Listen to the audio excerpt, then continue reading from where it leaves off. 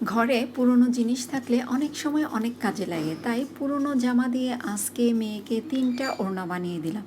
আর কিভাবে করলাম সেটা কিভাবে সম্ভব হলো আশা করছি ভিডিও দেখতে দেখতে সেটা বুঝে যাবেন। দুপুরে রান্না ছিল ভুড়ি ভোনা। আসসালামু আলাইকুম। তো এই যে দেখেন মেয়ে আমার হিজাব টিজাব পরে একদম মানে পরিপাটি হয়ে গেছে।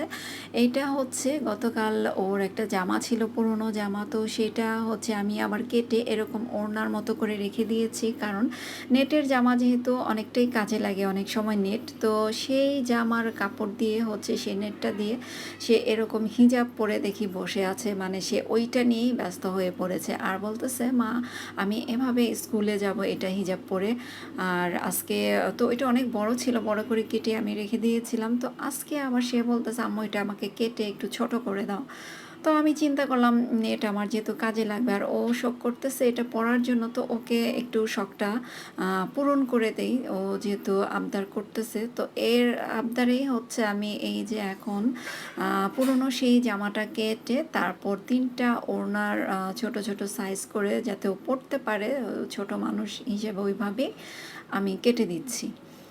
তো এভাবেই হচ্ছে ওকে আমি আসলে 3টা ওড়না বানিয়ে দিলাম। তো যতদিন ওর শখ থাকবে আসলে ততদিনই পরবে। বাচ্চারা এক একটা জিনিস নিয়ে এক এক সময় শখ করে।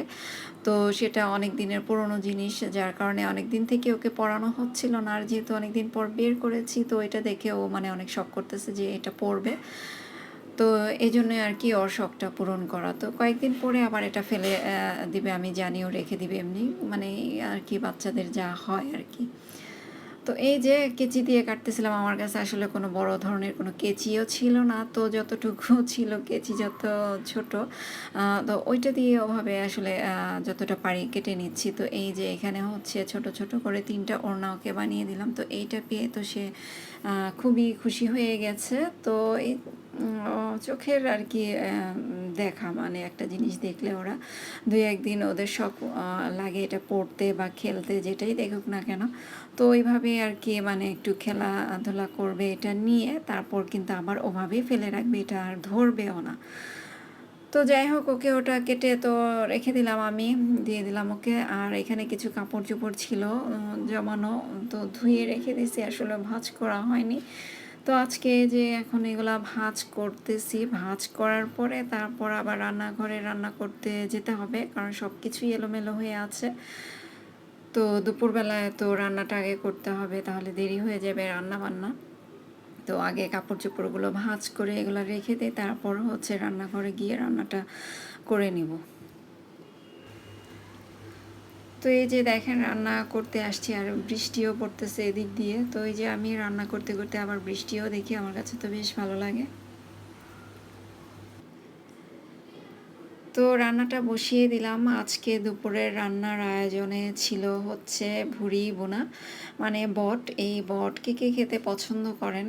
তো বট রান্না তো বসিয়ে দিয়েছে, আরেক দিক দিয়ে পাট শাক রান্না করে ফেলেছি। আর ওই যে তাহামনিকে নাস্তা দিয়েছিলাম, সে নাস্তাটা খায়নি, রেখে দিয়েছি ওভাবে। আর এই যে বট ভুনাটা আমি বসিয়ে দিলাম। তো আমার কাছে বট ভুনাটা তো বেশ ভালো লাগে খেতে। কে কে পছন্দ করেন এইভাবে বট ভুনা? তো আমি তেলের পরিমাণটা অনেকটাই কম দিয়েছি, কারণ বটে অনেকটা তেল থাকে বা তেল উঠে যায় পরে, যার কারণে তেলটা কম দিই। তো যদি লাগে তাহলে হয়তো আমি পরে আবার দিয়ে নিব, তো এখন আগে কমই দিয়ে নিলাম। তো এই যে এটা আমি বসিয়ে দিলাম, বসানোর পর এটাকে ভালো করে কষিয়ে নিব। তো রান্নাটা তো বসিয়ে দিয়েছি, ওটা হইতে যতটা সময় লাগবে ততক্ষণে আমি আবার হচ্ছে বৃষ্টি দেখতেছি।